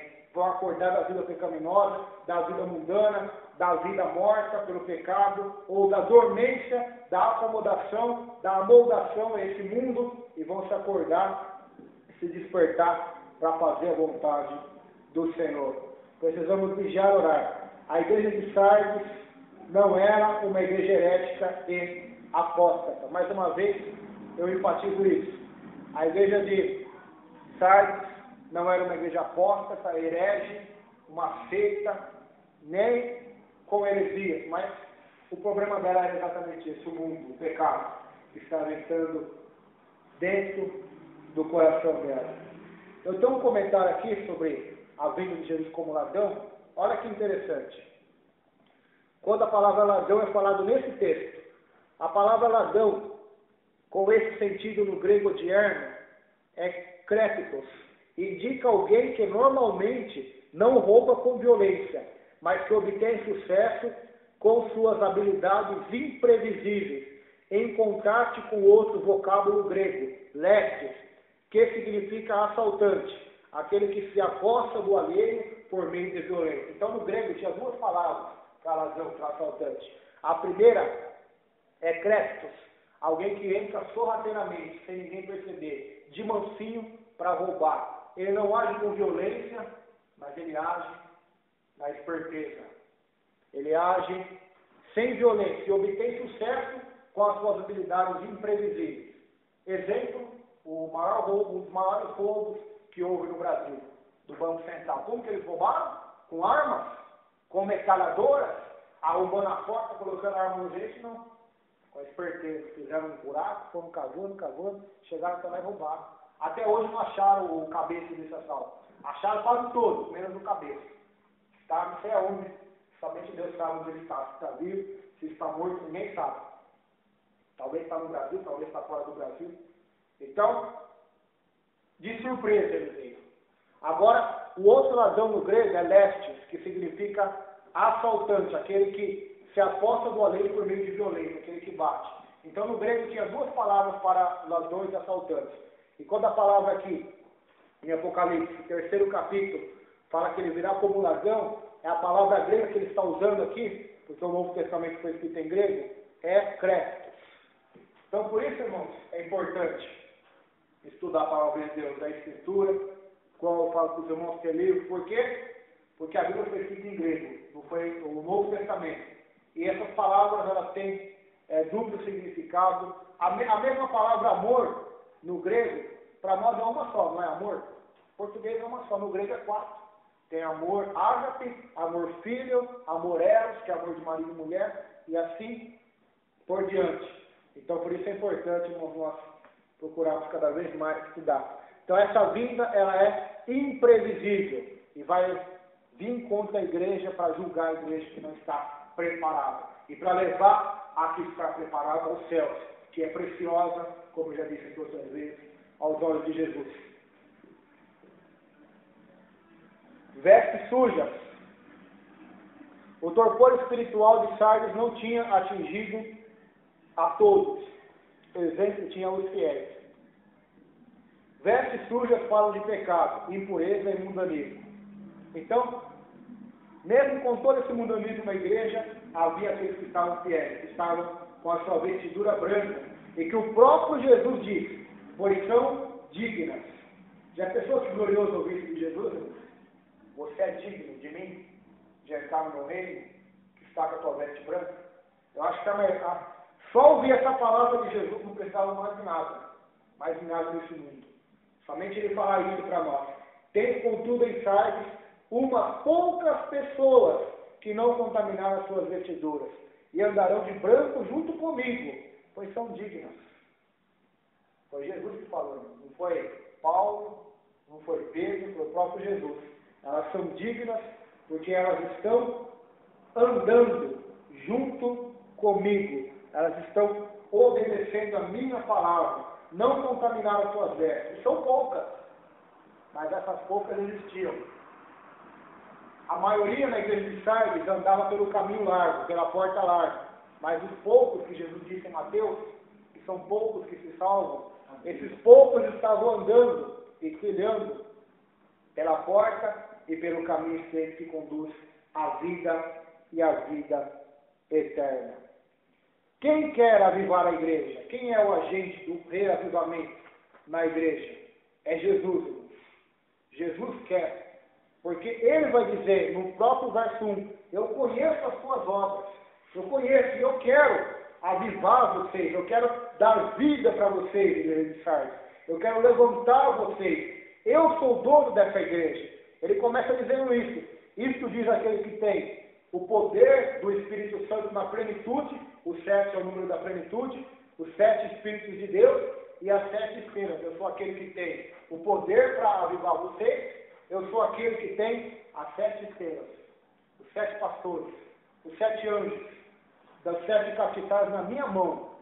Ou seja, eu sou aquele que tem o controle da igreja, que tem o domínio da igreja. Eu sou o dono da igreja, que comprei a igreja com meu sangue. É Jesus que consola a igreja, que exorta, que consola, que cura e que restaura. É isso que nós aprendemos nas 7 cartas. É ele que se preocupa individualmente com cada uma, e individualmente a cada uma tem uma palavra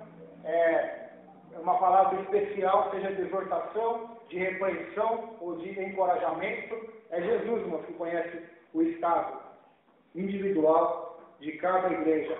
Sabe separar quem é joio e quem é filho, quem é fiel e quem é infiel. Porque ele sonda as mentes e os corações para dar a cada um segundo as suas obras. Jesus é o que pode reavivar a igreja por meio do seu Espírito Santo. Espírito Santo. A função do Espírito Santo, então. Ele começa dizendo no verso 1, eu tenho o Espírito de Deus. E quase nenhuma das cartas ele começa dizendo sobre isso, sobre o Espírito de Deus. Por quê? Porque Jesus sabia que para essa igreja eles precisavam urgentemente dos 7 Espíritos de Deus. Ah, então tem 7 Espíritos de Deus? Não. A uma linguagem simbólica.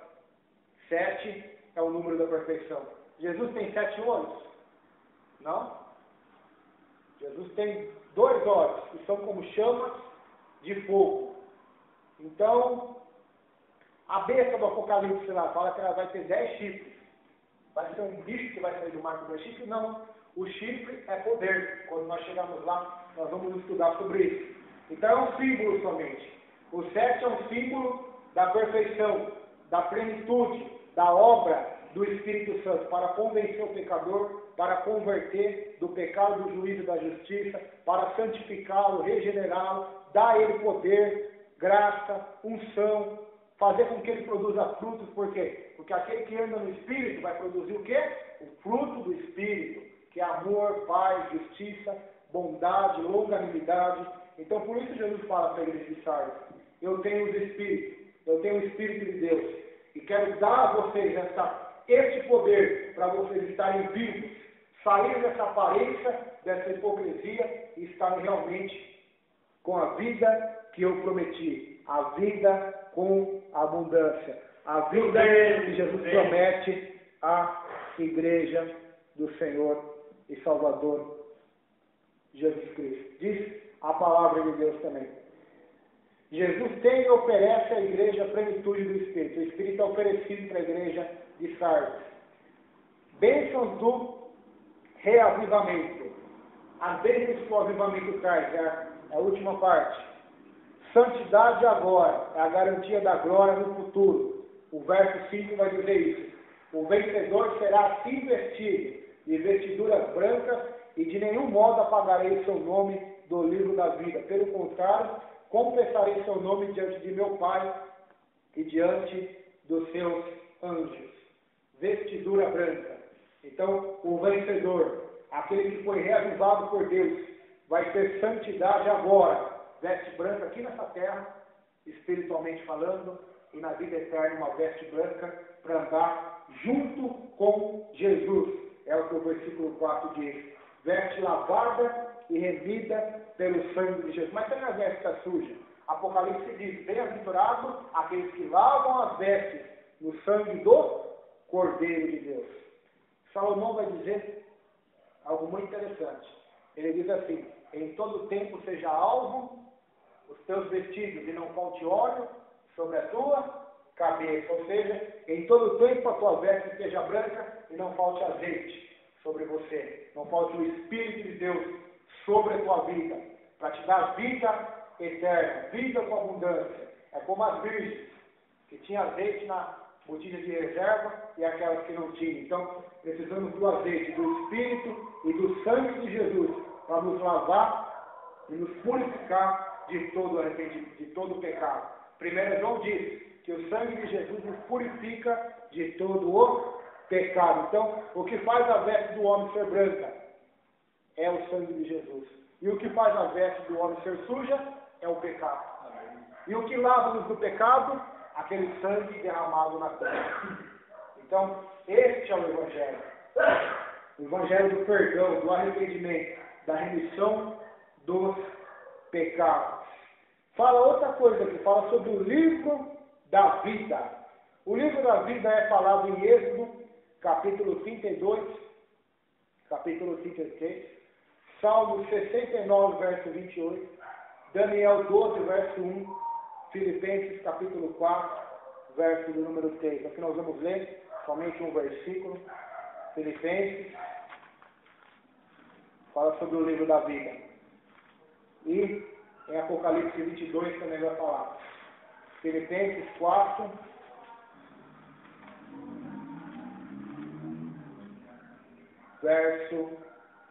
terceiro versículo. A ti, fiel companheiro de jugo, também peço que auxilies, pois juntas se esforçaram comigo no Evangelho, também com Clemente e com os demais cooperadores meus, cujos nomes se encontram no livro da vida. Livro da vida.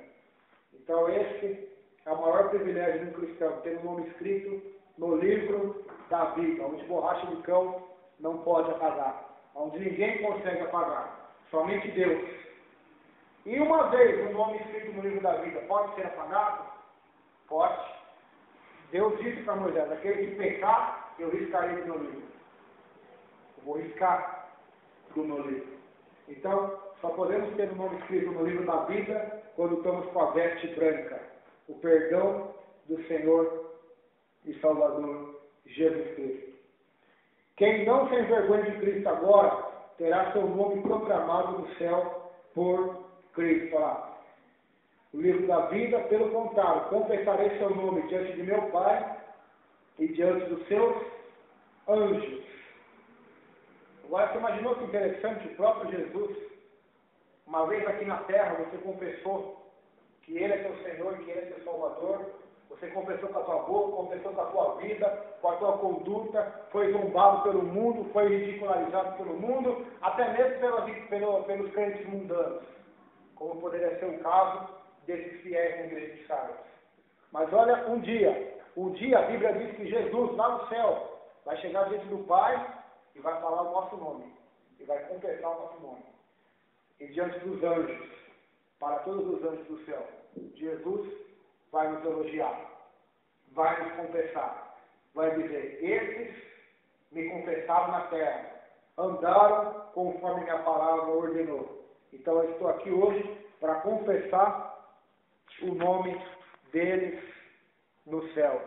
Isso é maravilhoso. Eu vou só ler o texto aqui que diz interessante. A todos os que se saírem vitoriosos, é prometido vestirem-se de branco, pois são dignos de andarem com Cristo. Suas vestiduras foram lavadas e embranquecidas pelo sangue do Cordeiro. Além disso, seus nomes não serão riscados do livro da vida.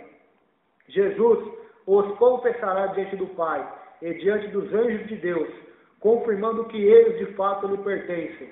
O sentido implícito neste versículo é de que os que não vencerem terão seus nomes riscados do livro da vida. Dizem alguns entendidos que isso não pode ser possível, pois levaria a perseverança de nossa salvação a fundamentar-se em obras, sendo, pois, uma terrível negação da graça de Deus. No entanto, reconhecemos que nossa vitória não é obtida através de boas obras. A vitória que vence o mundo é a nossa fé. 1 João 5,4. Deus nos faz vitoriosos através de Cristo. 1 Coríntios 15, 57. Somos salvos pela graça, por meio da fé, e não pelas obras. Efésios 2,8. Perseveramos na graça pela fé, uma fé obediente. 1 João 1,7 e 1 João 2, versos 3 ao 6. O tempo verbial do grego de 1 João 5,5 indica continuidade, ação, ou seja, a pessoa que continua a vencer é aquela que persevera em crer, em confiar. Não devemos esquecer de que nós só teremos vida eterna se tivermos Cristo, pois nele está a vida, e somente aqueles que continuam a possuir o Filho têm a vida eterna, enquanto aqueles que não permanecem no Filho de Deus não têm a vida eterna. 1 João 5, verso 11 ao 12, João 3, verso 16 e 6, verso 47. Somente os que perseveram crendo têm a vida eterna. Você percebeu o que eu disse no começo? Aceitar Jesus não significa nada. Por isso ele diz, nem todo que me diz Senhor, Senhor, entrará no meu reino. Mas sim aceitar e permanecer crendo até o fim, em obediência pelo poder do Espírito Santo até o fim. Este vencerá o mundo pela fé. Meu Deus. Terá suas vestes lavadas e seu nome no livro da vida. Amém? Aqui então, nós encerramos o estudo sobre essa carta, terminando com o verso 6. Quem tem ouvido ouve o que o Espírito diz à igreja. Amém? Amém. Próxima igreja é a igreja de Filadélfia. A sexta igreja, uma igreja também abençoada, que não recebeu nenhuma repreensão de Jesus. Vamos orar e agradecer a Deus? Senhor, nosso Deus, nosso Pai, te agradecemos por estar aqui, Senhor. Pedimos que o Senhor nos cubra com a tua graça, com o teu amor, com a tua misericórdia. Lave-nos com o teu sangue, Jesus. Ficaremos mais brancos do que a neve, Senhor. Tem misericórdia de nós. Que nós não sejamos influenciados, amoldados, conformados com esse mundo. Porque aquele que amar o mundo, o amor do Pai não está nele, Senhor. E aquele que não ama o Pai, não ama o Filho, não têm a vida eterna. Por isso, nos ajuda, Senhor. Tem misericórdia de nós. Nos ajuda a andar na Tua palavra, Senhor. E que se nós vivêssemos na igreja de Sardes daquela época, que o Senhor nos dê graça para sermos como aqueles poucos que haviam ali, que não se contaminaram, Senhor Deus. Tem misericórdia de nós, em nome de Jesus. Abençoa a Tua igreja e o Teu povo, para a glória do Teu nome. Amém.